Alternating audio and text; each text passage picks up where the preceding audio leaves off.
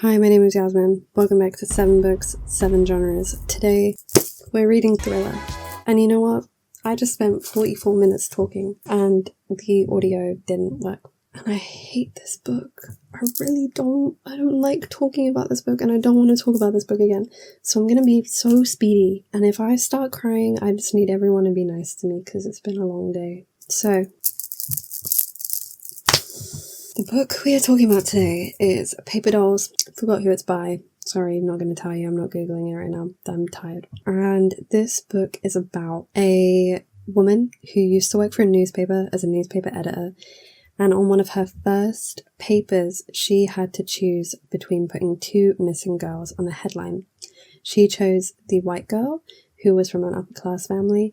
That girl was saved, and the other girl was never seen again. I think this is an interesting topic. This is about the aftermath. So after a documentary was released on missing white woman syndrome and how white girls are given better support from the authorities, Leah finds herself being haunted by paper dolls being cut out of these newspapers. Now, if you think this is interesting and you want to read it, totally go for it. There's a spoiler-free section here. Just a warning that the ending sucks and you're going to be annoyed. But if you want to experience that for yourself, go for it. You do you, boo. It's okay. It's a free country.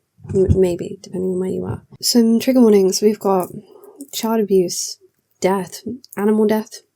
We've got yelling and general domestic arguments. We've got kind of sexual assault, I would say. Yeah, sexual assault. It's nothing super graphic or detailed, but it could still be triggering. And general fuckery. Trigger warning for stupid thriller book. You need that. Let's talk about it. Let's talk about it.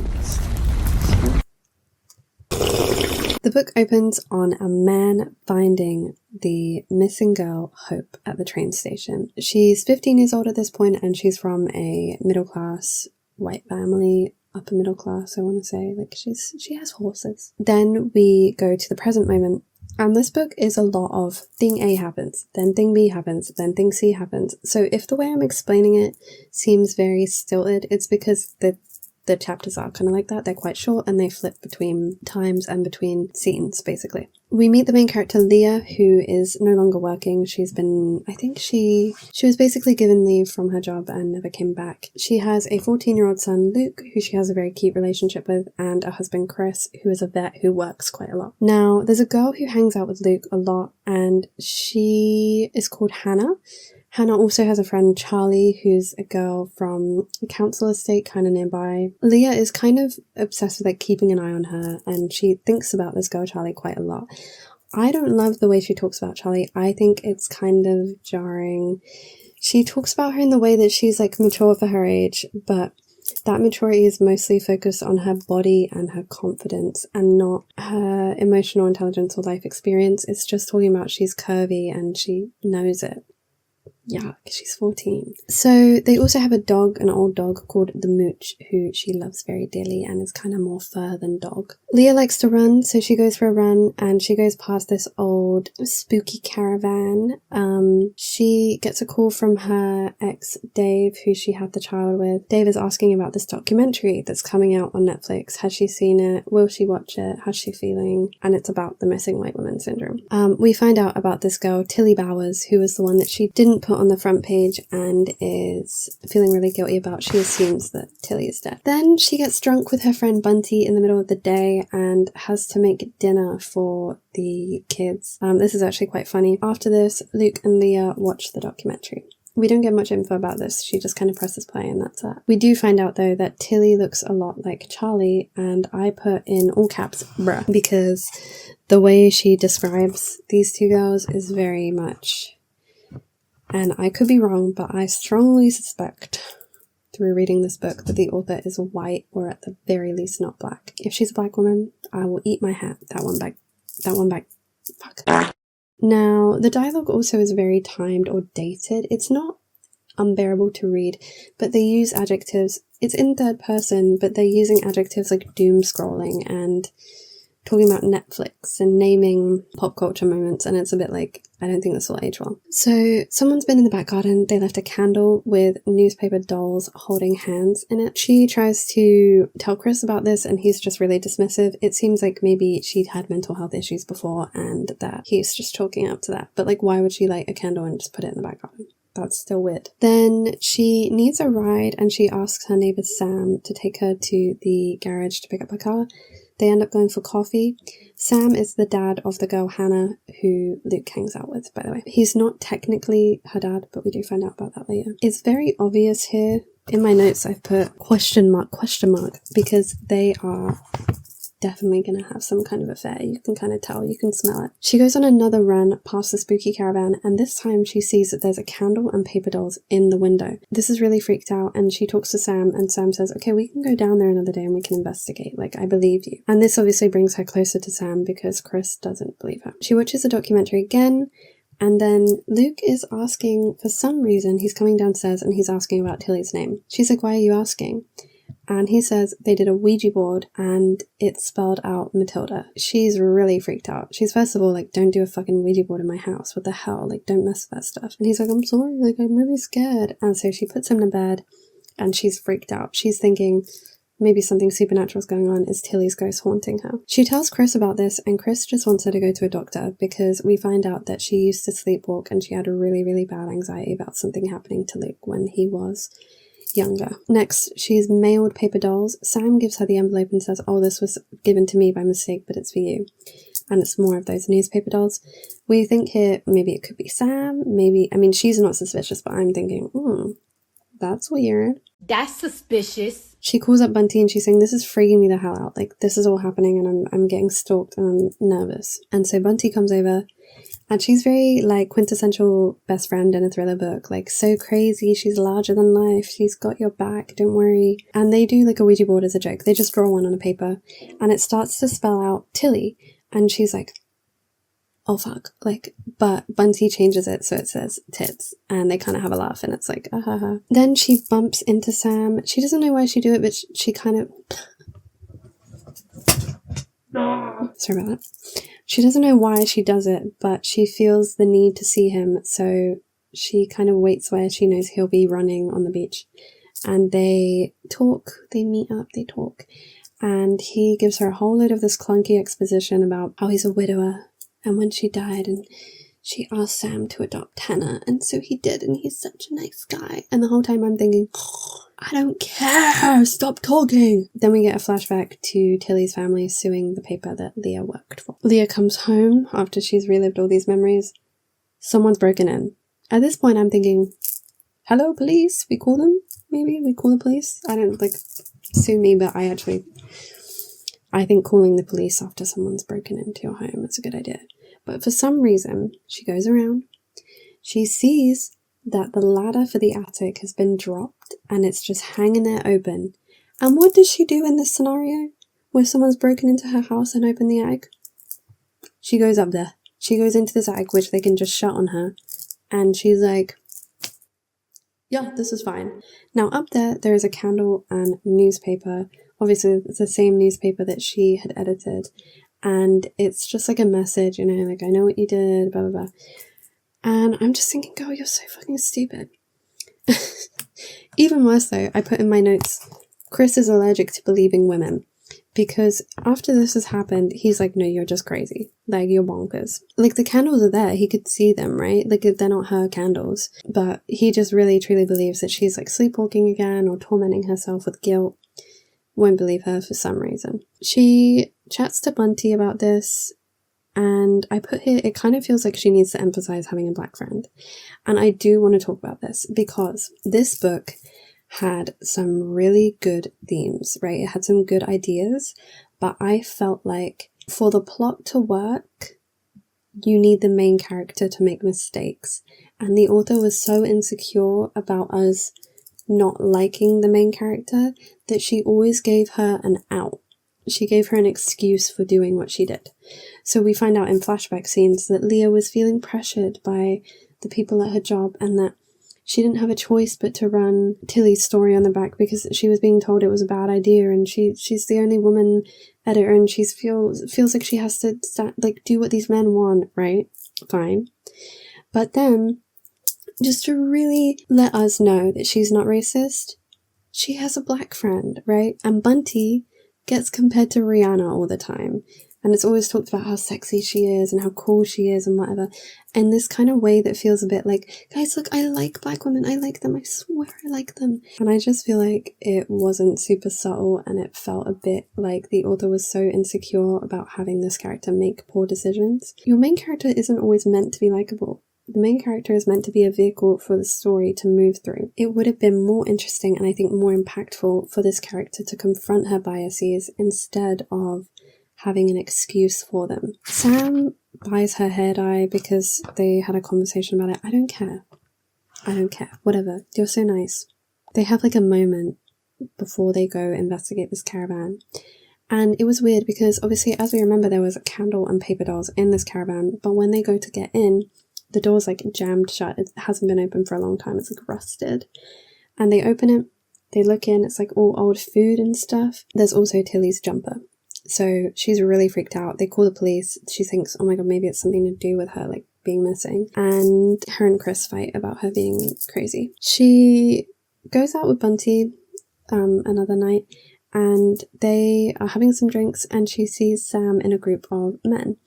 He comes over to drink. She has one more with him. Suddenly she's really drunk, and she goes into the bathroom and is, like, hallucinating the paper dolls on the mirror and stuff.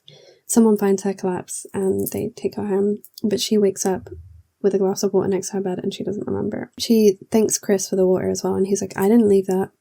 Anyway, she calls Bunty and she's like, what the hell happened? And Bunty's like, no, you need to tell me that because you left with Sam last night and I didn't know where you were.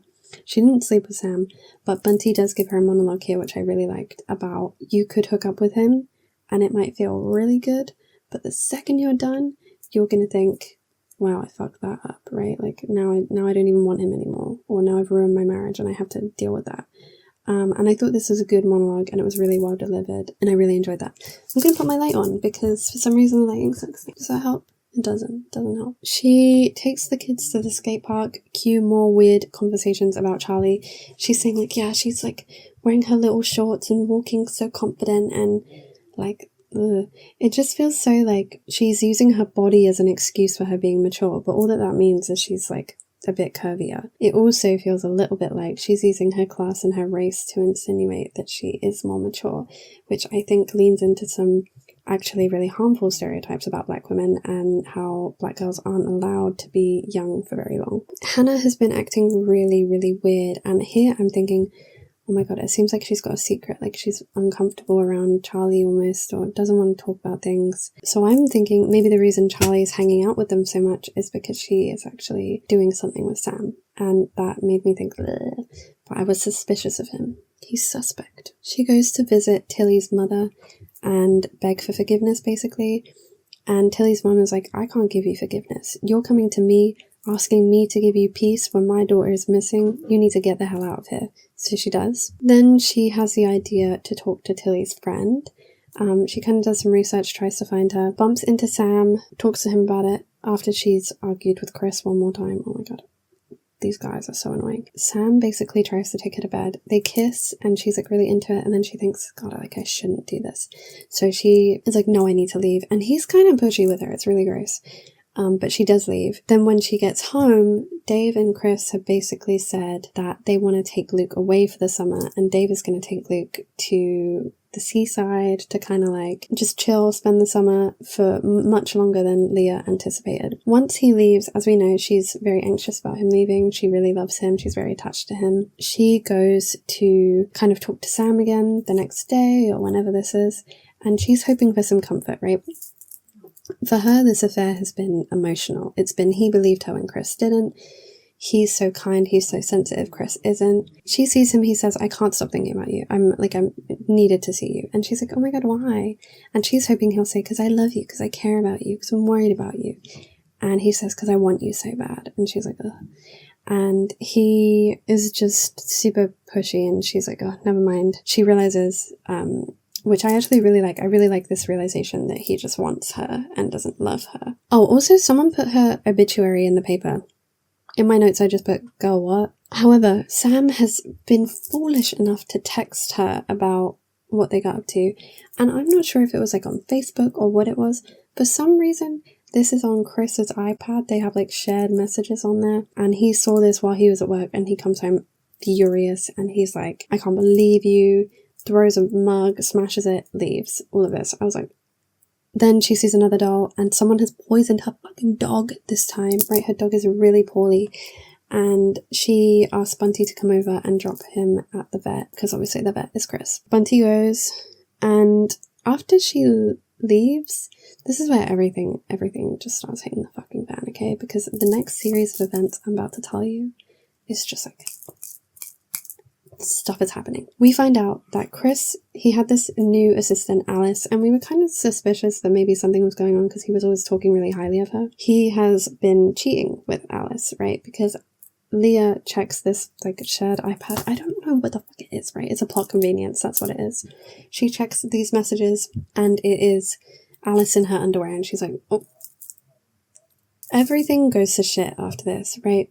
Her dog died, which sucks. She sobs, she holds his like dead little body, it's really rough. She finds out that Chris had been staying with Bunty, so she's like, what, are you two like also having an affair? She's really mad. They do clear this up though, it's fine. He was just saying that because he had no one else to say. Then she goes to find Dakota, who is Tilly's old friend, and Dakota tells her that she thinks Tilly might have actually faked her death and run away so that she wasn't found because she hated living with her family. Then we get this flashback, which was at the time kind of cool, but then just went crazy. We find out that Tilly and Hope actually knew each other and they were friends. Dave calls her the next day to say that Luke is nowhere to be found. He's gone and left and he doesn't know where Luke is. Leah is really panicking something bad's happened to him. She goes to Sam's house to ask if he's seen Hannah, if Hannah knows where Luke is, and Sam just straight up tries to, sorry, trigger warning here, he tries to sleep with her and he's really forceful. He's like forcing himself onto her, yelling at her. Bunty comes in like Superwoman. I don't know how she knew, and she like saves her or whatever. They go to see Charlie to find out if Charlie knows anything,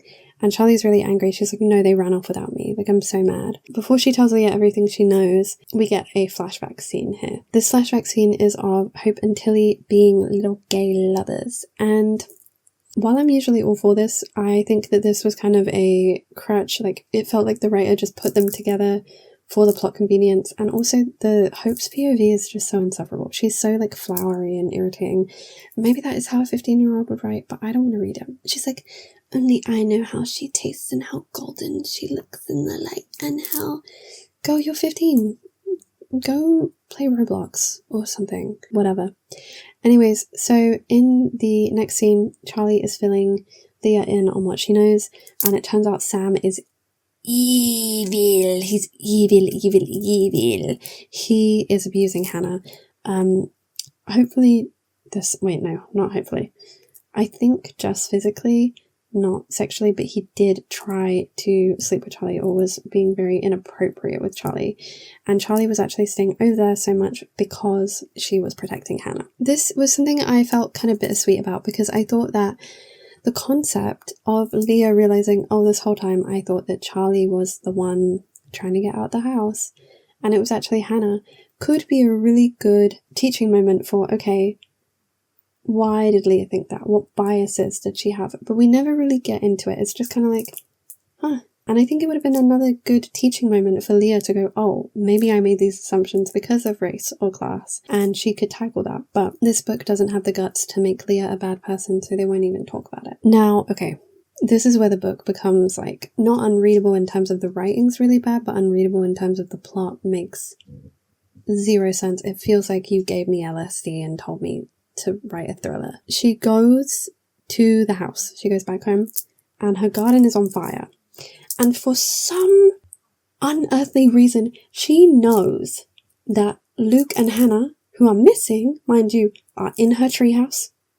Even though she's looked everywhere before, they're in her treehouse and the treehouse is on fire and she has to save them.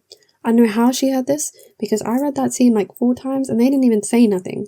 It's not like they were going, help! She just knew. She just sprinted over there and saved them from this tree like a magician and then fainted. And I was just like, what? I had to read it so many times and I still didn't know what was going on, but whatever, fine. Then She's visiting them in the hospital. She's making sure everything's okay. And we get a text saying to meet me at the pier, like it's time to finish this kind of thing. And I'm thinking, thank God it's nearly over, right? Before this, I was feeling pretty good about it, but I was a bit like, I don't know what's going on here. It's sometimes supernatural, sometimes not. We find out, right? And I'm gonna just need you, if you're standing up, stop it and sit down, because for some reason, the person who's been tormenting her is Alice, Chris's assistant, who is actually Hope, the girl who went missing and got found. And the reason she did it was because her and Tilly were gonna run away together, and because of Leah, she was found. So let me get this straight. 16 years after the fact, she sees a documentary that mentions this by chance. Whatever. Sees a documentary that mentions it. Sees that Leah ran the story. Decides, vengeance must be mine, right? So for 16 years, she's just been like chilling, I guess. And she either is already somehow miraculously qualified to be a vet tech, or, just gets a job working at a vet. And she knows that Chris somehow, even though he wasn't in the documentary, she knows that Chris is Leah's husband, decides to work for him, then decides to just leave fucking candles everywhere. I don't know how she put a candle in a locked caravan, how she rigged the Ouija boards, if Tilly allegedly isn't even necessarily dead. Why did she randomly just pretend to be having an affair with Chris? She wasn't even actually having one, she just sent it, and she magically knew that Leah would be looking at that message at that time. I don't understand it. I don't get it. It doesn't make sense. I put in my notes, whatever. My notes are just, whatever, what, this is foolish. Yeah, I don't understand it. It's so fucking brain dead. The author just really clearly wanted to catch us out, and instead of writing a believable, interesting, nuanced plot twist, she was like, what if it was this guy? Stop, I don't care. It doesn't make sense. What, so she's just gay and angry, and 16 years later she still hasn't gotten over it? But there's been absolutely no indication that anything was wrong with her this entire time. No one noticed that she was different after she got back, because she's clearly not well. And she just faked her name and that was fine? Did she already fake her name? Or did she have to do that, get all this fake ID stuff for a job? Because she had to submit her national insurance and everything for a job. It just doesn't make sense. And the more I think about it, the more it fucks me off. Now anyway, she stabs Leah with a scalpel. A little scalpel. She stabs her in the shoulder, and we're supposed to believe that Leah died from this, by the way. But obviously we wake up in the hospital and Hope's been arrested, and turns out she got arrested on purpose because she wants to send a message to Tilly. Then Sam is arrested and Chris and Leah make up, which I don't know if I love that, because he spent the whole time calling her crazy and he threw a mug in a fit of rage, and I just feel like that's not a very nice guy. But she thought about him in the way that he's always been there for Luke and he's always shown up for them, and she decided it was worth it, and I think that was kind of sweet. But they adopt Hannah and everyone lives happily ever after, I guess. So, welcome to the spoiler-free section. Let's talk about my general thoughts. I thought that this book was, in terms of writing style, very easy to read, quite well written, although the dialogue could be a bit dated and I think that it probably won't age super well. I think it had an interesting enough mystery and was written well. However, I think the author was afraid to really get into the topics that needed to be explored in a way that meant anything. Obviously, the theme of missing white woman syndrome is really interesting, but she had her main character be a white woman who she was too afraid to make the bad guy in any situation. She had her have a black friend. She had her make this decision due to peer pressure. She had her be wrong about stuff, but in an understandable way. And it just felt like we're never, ever, ever going to be able to get into anything meaningful beyond the surface level if we don't acknowledge that even good people, especially good people, have hidden biases that they need to confront to change. And I think it would have been more interesting if we acknowledged some of the obvious biases her character had. I didn't like the way she talked about Charlie. I didn't like the way she spoke about Bunty. That every single black woman character she mentioned, there was a connotation of sexuality with them. I don't know if she meant to do that. Now, Bunty was obviously kind of like a fiery, best friend stereotype, so maybe I could give her that. But the way she talked about Charlie as well as being more mature because her body was more developed was gross. I didn't like that. I think I understand what she's going for, and I understand that that's the way the world might see her, but she wasn't saying that's how the world saw her. She was saying, in a way, that's how she saw her. And the main character never really confronted that. in a way that I thought would have been meaningful or interesting. It just felt like the author's opinions, which was a bit weird. I wouldn't recommend reading this book purely because the spoilers just so stupid, but it was interesting, and there was some good red herrings and things like this. I just felt that the plot twist was kind of lazy and nonsensical, and I didn't like it because there are so many loose ends that haven't been wrapped up now. I know I said last week that I would be reading a classic this week. I just forgot I had the notes for this and I needed to film it. So, my bad. Next week, I'll be reading Carmilla, which is the book that inspired Dracula, and it's about a lady vampire, so I'm hoping that'll be good. But it is a classic, and that's a lot of words, so it might take me a while. Anyways, in conclusion, I'm gonna give it like 2.5 stars. I think that because the ending was so bad, it dragged the overall from like a 3.5 to a 2.5. There were some good themes, I just think they should have been expanded upon more. There was some really nice moments of dialogue. The author knew how to create believable relationships. I just think it came across as insecure and underdeveloped. That was my review. I hope you liked it. I'm so tired. I've recorded this twice already. And I will see you in the next one for the final part of this series, okay? So stay tuned. If you want to see any other parts, please check the playlist on the end card of this video. I'll have it linked here. And don't be afraid to give me a subscribe, okay? I post like once a week, and I'm funny and stuff, and you should. If you want to subscribe, it really help me out. You can be one of the 2 people that watch these videos, and I'll love you forever. Okay, bye!